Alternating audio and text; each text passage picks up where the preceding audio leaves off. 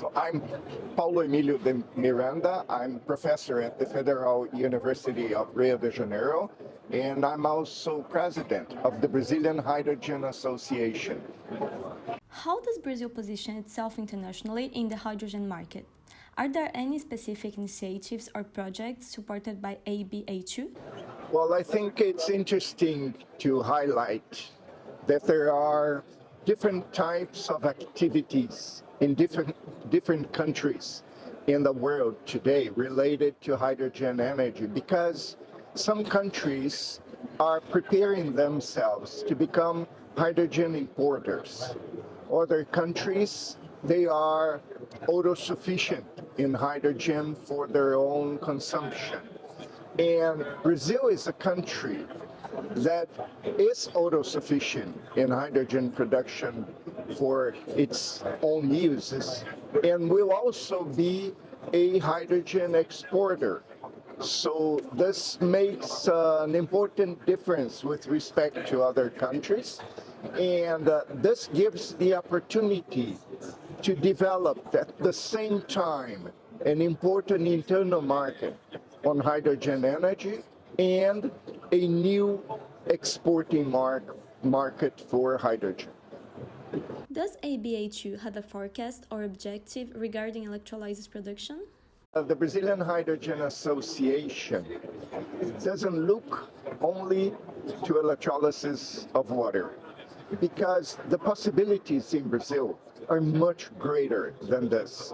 At the same time that we have available and cheap electricity from hydraulic source, from wind and solar sources, to make water electrolysis, we have many other possibilities. The conventional ones, like to use fossil fuels with carbon sequestration, but also biofuels. Brazil is very rich in biofuels, and they are also a source for hydrogen production. In addition to that, waste biomass. Being an agro-industrial country, Brazil has an enormous availability of residue and waste biomass that can be used to produce hydrogen. And yet, in addition to that, natural hydrogen was discovered in several places in Brazil already. And it gives the prospect that in the future we will have in Brazil natural hydrogen wells, just like we have today natural gas wells. What about the mobility sector?